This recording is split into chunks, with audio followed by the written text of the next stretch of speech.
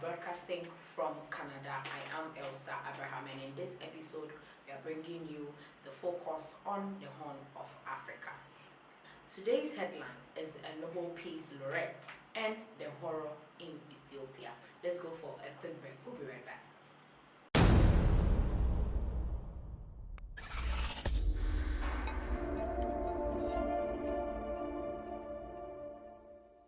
Welcome back from that short break. Every now and then, East Africa breaks into world consciousness. It happened in the mid-1980s when Ethiopia underwent a terrible famine. Teams of pop stars made two hit charity songs, We Are the World and Do They Know It's Christmas? The world again turned to East Africa in the mid-2000s when the Sudanese dictatorship committed genocide against people in Darfur, a region in west of the country. That genocide has not quite ended. Today, Ethiopia is again in the news for war in Tigray, a region in the country's north. That is happening there is worse than war. If such a thing is possible, Tigray is a theater for war crimes and crimes against humanity. To make it all more interesting, if that is the word, Ethiopia's head of state is the 2019 Nobel Peace Prize laureate, Prime Minister Abiy Ahmed. Ethiopia is a challenge to govern, no doubt. With 112 million people, it is the second most populous country in Africa after Nigeria. There are more than 80 ethnic groups and as many languages. Abiy Ahmed speaks the handful of major languages in the country. In many ways, he would seem unusually well suited for national leadership. Born in 1976, he is the son of a Muslim and a Christian mother. Both of his parents, now deceased, were of the Oromo people. His father, a former farmer, spoke only Oromo. His mother also spoke both Oromo and the Amharic languages. Abiy himself married an Amhara woman. He is a Pentecostal Christian, said to be very devoted. When a teenager, he fought against the regime of the Mengistu Haile Mariam, known as the Stalin of East Africa. Later in the Ethiopian military, he fought in the Eritrean-Ethiopian War. He served as a UN peacekeeper in Rwanda. After the genocide in that country, Abiy was educated extensively in Addis Ababa and in London as well. He rose in the military and intelligence and business. In 2010, he was elected to parliament. After Mengistu was toppled in 1991, Ethiopia was ruled by a coalition called the Ethiopian People's Revolutionary Democratic Front, the EPRDF. It was composed of four parties based in ethnicity. The dominant party was Tigrayan. The Tigray People's Liberation Front, the TPLF, a Tigrayan Meles Zenawi, was boss of the country from 1991 until his death in 2012. Though Tigray has just 6% of the Ethiopian population, it long had outsized influence in national affairs. In 2018, after mass popular protests, particularly in the Oromo and the Amhara regions, the coalition elected Abiy Ahmed to serve as Prime Minister. He quickly established himself as a new kind of leader. It is high time for us to learn from our past mistakes, he said. And to make up for all the wrongs that have been done, he apologized for the brutality and the corruption of the EPRDF. Instead, he established a new party, the Prosperity Party, to replace the old coalition. 3 of the 4 parties of the EPRDF joined Prosperity. So did a slew of lesser parties. The Tigrayans, the TPLF, declined to join. The case of Abiy Ahmed, bad words, good words, etc. Abiy released and pardoned thousands of political prisoners. Many had been labeled terrorists simply by opposing the government. He dismissed officials who had been thought untouchable. He also invited exiled media outlets to return to the country. What's more, he at last ended the Eritrean-Ethiopian War. Formally speaking, the war lasted from 1998 to the year 2000. The two sides signed a peace agreement in December 2000. One of the things they agreed to was that an international commission would decide the boundary between Eritrea and Ethiopia. When the commission drew its boundary, it placed the town of Badme on the Eritrean side. At this, Ethiopia, the EPRDF, balked. The Ethiopians had control of Badme and they would not let it go. Badme was important. In fact, another name for the Eritrean-Ethiopian War is the War of Badme. For 18 years, there existed a condition between the two countries known as no peace, no war. Then Abiy agreed to hand over Badme. He and his Eritrean counterpart signed a joint declaration, officially ending the war once and for all. They restored full diplomatic relations between their countries and they threw open the border. Families long split by the conflict were joyously united. Nor was Abiy through his peace efforts. There are various conflicts in the Horn of Africa between Eritrea and Djibouti, between Somalia and Kenya, etc., etc. Abiy Ahmed offered his services usefully.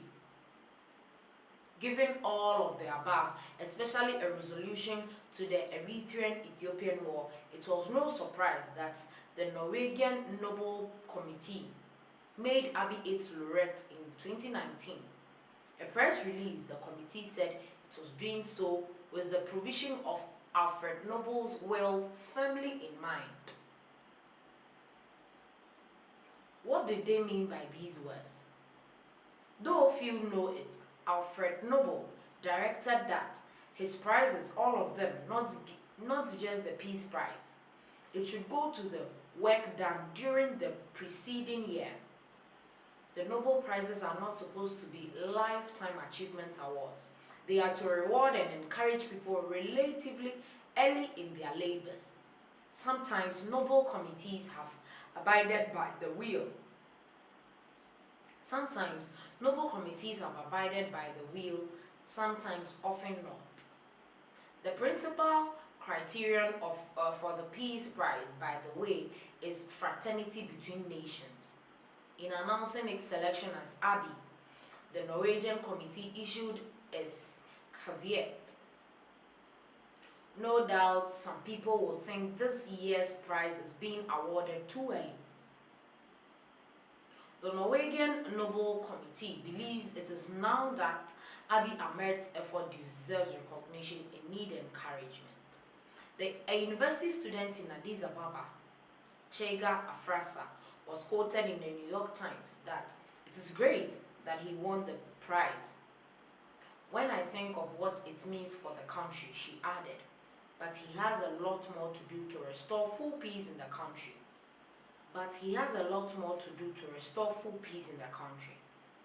The prize brings more responsibility with it. That is a common sentiment when it comes to the Nobel Peace Prize. At the ceremony on December 10, 2019, Abiy Ahmed gave one of the most beautiful, poetic, and moving speeches in Nobel history. I have read them all. Here is a taste, a passage on the hell of war, and an old theme, and one that will never recur. War is the epitome of hell for all involved. I know because I have been there and back. I have seen brothers slaughtering brothers on the battlefield. I have seen older men, women, and children trembling in terror under the deadly shower of bullets and artillery shells. You see, I was not only a combatant in war, I was also a witness to its cruelty and what it can do to people. War makes for bitter men, heartless and savage men. Then Abiy told a story.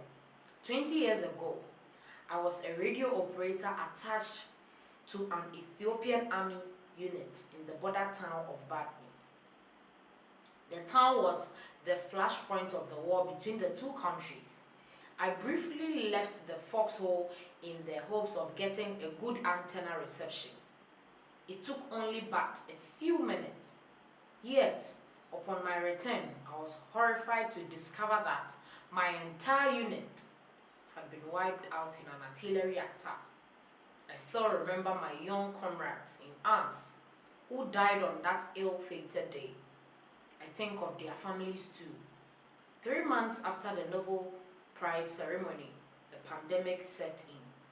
A general election that was scheduled for August, Abiy Ahmed postponed till the middle of 2021. Up in Tigray, the TPLF was furious. The Tigrayans thought that Abiy was acting dictatorially. In defiance of Abiy in Addis Ababa, the TPLF held regional elections in September.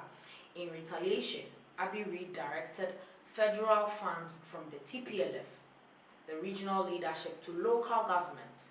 Tensions between the TPLF and the federal government were boiling. This was a contest of wills. Be aware that TPLF is armed.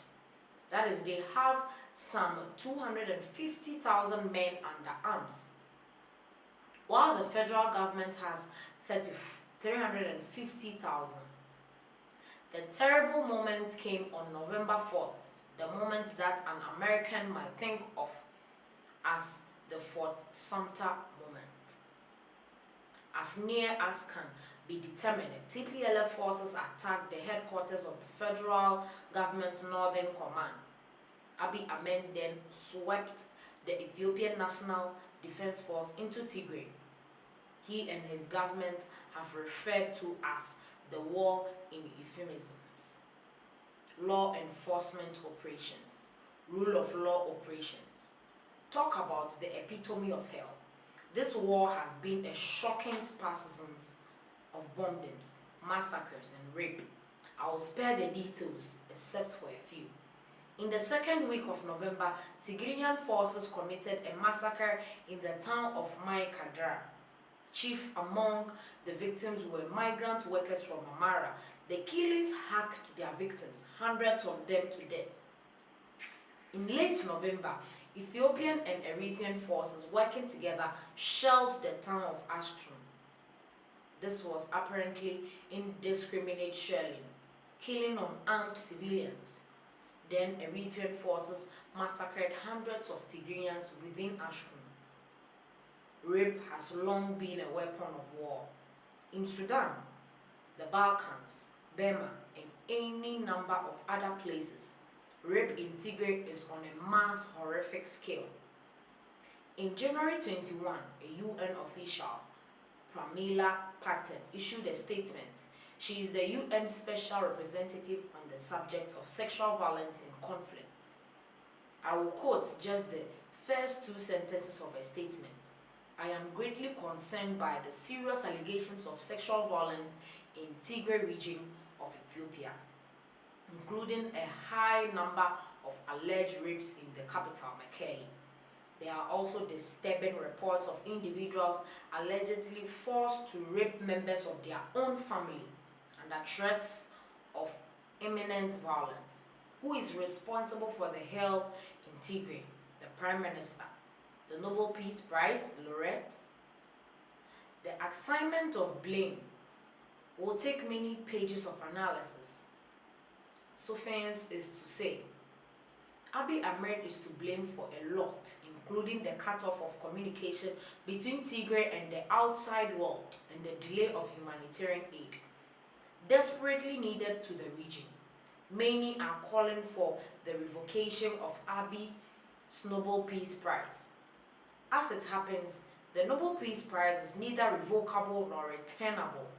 I will offer a page or 2 on the Nobel history. There was never a time when the Nobel Peace Prize was uncontroversial. The first award ever given in 1901, when the committee divided the prize between Henry Dunant, the founder of the Red Cross, and Frederick Passy, the veteran peace campaigner, was very controversial. Almost no Nobel selection meets with universal acclaim. This includes the 1979 prize to Mother Teresa. The most controversial Nobel Prize ever awarded in any field was the Peace Prize to Henry Kissinger and Le Duc in 1973. They received the prize for the Paris Agreement, which they had negotiated. It was signed in January 1973. The prize agreement was a ceasefire in the Vietnam War. The Nobel Committee hoped that the parties would feel a moral responsibility to abide by the agreement and ultimately end the war. North Vietnam, of course, shot the agreement to hell. In 1975, after the fall of the Saigon, the Kissinger tried to return his share of the prize. He said he felt honor-bound to do so. Given the fate of Vietnam, the committee explained that Nobel Peace Prizes are not returnable. They further reminded Kissinger that he had been honored to certain work events in Vietnam. They said did not negate his sincere efforts to get a ceasefire agreement put into force in 1973. One way to put this is a Nobel Peace Prize is not conditional. The hell in Tigray may go on and on. It may spread, making Ethiopia a failed state. The leader of the Tigray People's Liberation Front, Debretsion Gebremichael, speaks in clear separatist and secessionist terms. Give in. You have to understand we will continue fighting as long as they are in our land. Ethiopia is complicated, but I have advice for any Ethiopia watchers or watchers in general. It is not my advice, but the advice that Eli Kederi, a great British historian born and raised in Baghdad, gave to David Price Jones. Keep your eye on the corpses. This is where we end today's episode on the focus on the Horn of Africa. Please like, share, comment if you enjoyed this. Make sure you give your comments below so that we can all talk about the massacres happening in the Tigray region. Make sure you subscribe, hit the notification button so that you'll be notified anytime we make a post. You can also check in our description section below. You see a link that will donate to our funding, and so that we can also support people like this as well. Thanks for watching.